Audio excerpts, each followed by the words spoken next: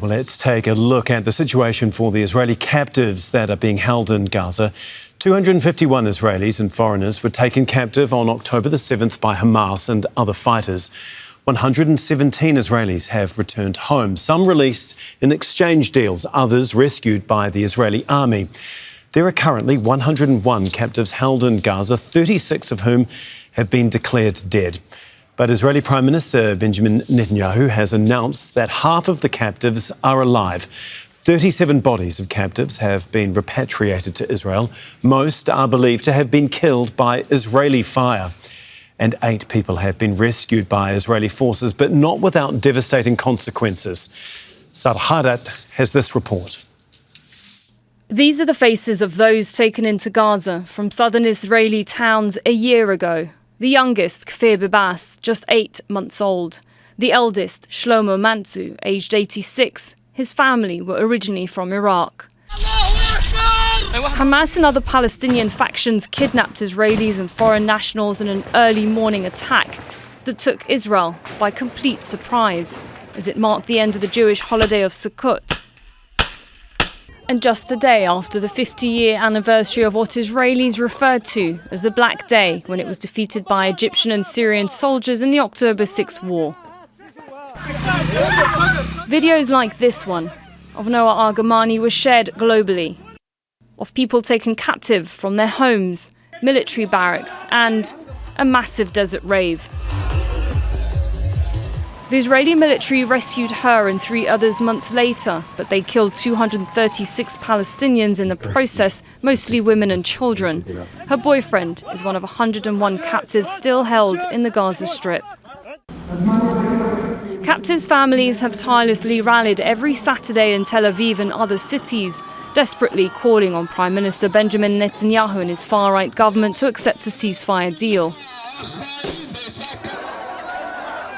The one and only ceasefire agreement that ensured the release of more than half of the captives in exchange for Palestinian prisoners held in Israeli detention centres, some for years and many without trial, lasted only 11 days, with each side accusing the other of failing to honour the deal terms. All international attempts for an agreement through mediators, Qatar, the US and Egypt, have failed since. And with Israel's focus shifted to Iran and Hezbollah in Lebanon, Israel is now engaged in war on more than one front. Hamas has always maintained that a temporary ceasefire isn't enough and wants a complete end to the war. Israel says this isn't possible until it gets rid of the Palestinian armed group. It's already assassinated Hamas's leader, Ismail Haniyeh, who was the lead negotiator. All other rescue attempts have failed so far, and several captives have been killed by Israeli fire. This worries Aviva Sigal. She was released as part of the ceasefire deal, but her nightmare isn't over as she campaigns for husband Keith's release. The hostages there are be left to die slowly. How can I handle that? How can I? I just don't know how to handle it anymore. She's already met with Netanyahu, US President Joe Biden and the UN Secretary General, but to no avail. She, like the other relatives, believe the captives have been abandoned and says she'll continue doing everything she can to ensure the captives are brought back. Sara Khairat, Al Jazeera. Well, joining us now is Maoz Inon, who is an award-winning peace activist whose parents were killed in the October 7th attacks by Hamas. He is now working with Palestinian activists to stop the war and release the remaining captives. Thank you so much for joining us on Al Jazeera. This is obviously, and no doubt, a significant and very painful day for you. Can you, first of all, explain what happened to your parents a year ago? Hi, Tom. Thanks for having me and sharing my story and my voice. Exactly a year ago, at this time, we lost contact with my parents. They lived about 200 meters from the border of Gaza, where they raised me and my 4 siblings. And while names of their neighbors, of our childhood friends start coming, we realized that we need to be prepared for the war. And at 5 p.m, we received the tragic news that my parents were burned to death in their house, where they loved so much and they described as heaven. But last year, this heaven became into hell. And the entire region has been going on in flames in the last year. And what we are doing, it's my family, but with so many other Palestinian Israelis, we are offering an alternative, a radical vision, a positive vision for the future of our people, Palestinian Israelis. And this is the legacy of my parents, who believe that all humans are equal and all humans should live in peace, in dignity, and in security and safety. So this year has been a devastating year and tremendously difficult for our family, for our people, for both people.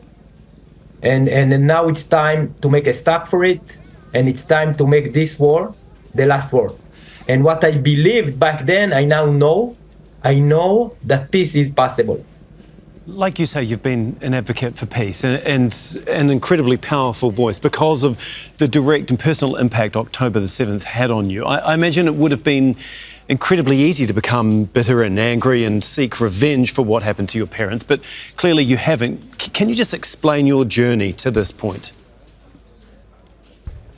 Wow, it started with 3 days after losing our parents that my young brother asked the family to send a universal message that we are seeking no revenge, that no revenge will bring our beloved parents back to life, and revenge will only escalate the cycle of bloodshed, of hate and fear that has been going on for a century now between the Palestinians to the Israelis.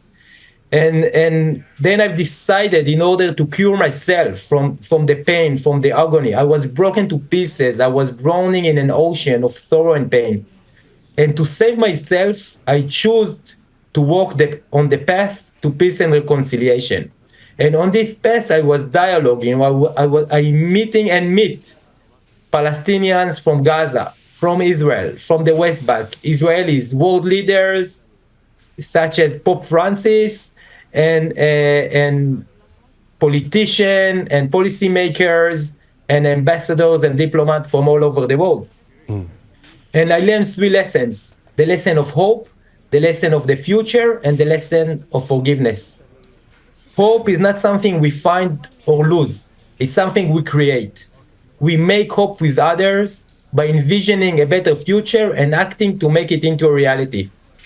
And we must be very honest with ourselves to check if our actions are effective. If they are not effective, it's not a reason to give up or to give up. It's just a reason to change our action till they will be effective. And what we are calling now to the world, and I want to use your platform, we don't need your prayers, we don't need your thoughts, we even don't need you to cross your fingers for us. We need you to act. We need action, because if we won't act, we'll speak again next year, and the numbers of casualties, of death, of suffering, of the Israeli-Palestinian and of the region, the people of the Middle East, will be above what we can, more than we can imagine now, like we could not imagine October 7th, the day before. So we must act and we must make hope. Maoz. And I learned that in the future, I will continue for another minute, if it's okay. Yes, please. The lesson of the future, that even though Palestinian and Israelis are now as far from each other as ever, we meet in the future. Israelis and Palestinians meet in the future that is based on reconciliation, equality, security, and safety for both people, because there will be no security and safety to one people without the other. So this is those are the lessons, and this is how we operate. And we formed and we established a people process, a peace people process of Israelis and Palestinians that we are working on the ground to make peace possible. Thank you so much for telling your story and putting it so eloquently. We really do appreciate your time and your insights. Maoz Inon there. Thank you. Thank you, Tom, for listening.